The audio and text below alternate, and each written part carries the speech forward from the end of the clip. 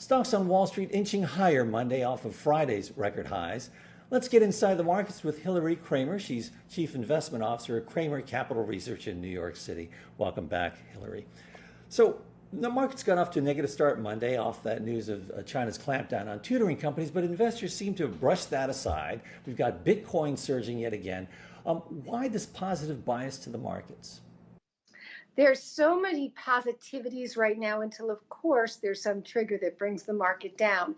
But in terms of the negative news coming out of China with the online tutors and what's happened there, we can see that there is an overhang and some of the Chinese stocks are down. Alibaba's at a 52-week low today. In the United States, yes, we are seeing Bitcoin going higher, 11% higher today. We are seeing stocks all catching a bid. There's excitement and optimism around the earnings to come from Microsoft, Apple, Facebook, Tesla tonight, for example. And then we have Illinois Toolworks and 3M coming towards the end of the week. And it's just that we're expecting to hear very good guidance. And we're expecting to hear guidance that raises a lot of the estimates. And the market is really just already digesting that news. But Hilary, what happened to the Delta variant? That sank the markets on Monday. Well, the Delta variant, we're just looking at the data coming out of England. It's as simple as that. England's saying it's looking better and that they've seemed to come to the other side of the bad news. And there's expectation that that will be the case here in the United States. Now, the question leaves us with this. There was one of the biggest outdoor concerts ever that took place over the weekend.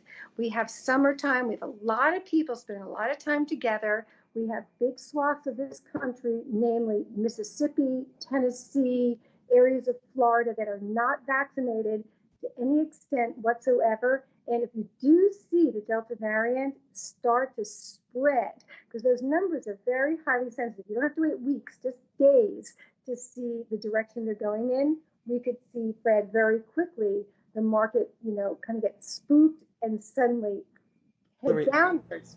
It's Fed week. Investors looking to the Fed for clues on a monetary policy tightening. Can we expect anything substantial this week ahead of Jackson Hole in late August?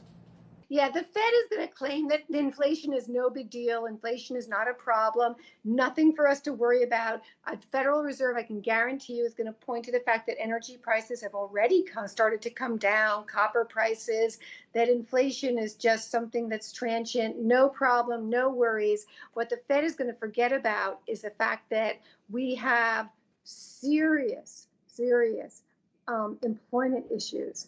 Companies are not full throttle because they don't have enough employees.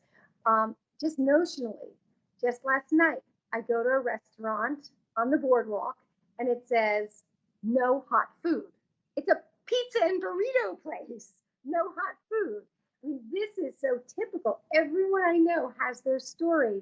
You go in a restaurant, you go to a store, you wait, and eventually the person on the other side of the counter says, I don't know what I'm going to do. We're working too hard. How many times, I've always been told, 101 at Wharton was make sure you have inventory to meet the demands of the customer. If you don't have the inventory in place, that's a problem, and that's what's going on.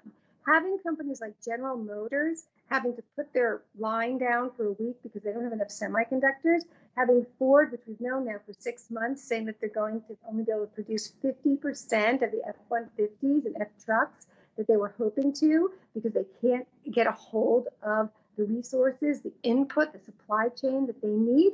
All of this is problematic, but what matters right now, Fred, the money on the sidelines continues to pour in. Money's cheap. When money's cheap, this is the situation you get, and this is what we're in, but there are opportunities in this kind of vulnerable moment that we're going upwards. All right. Well, thank you, Hilary. Appreciate your thoughts. All right. Thanks to Hilary Kramer of Kramer Capital Research. I'm Fred Katayama in New York. This is Reuters.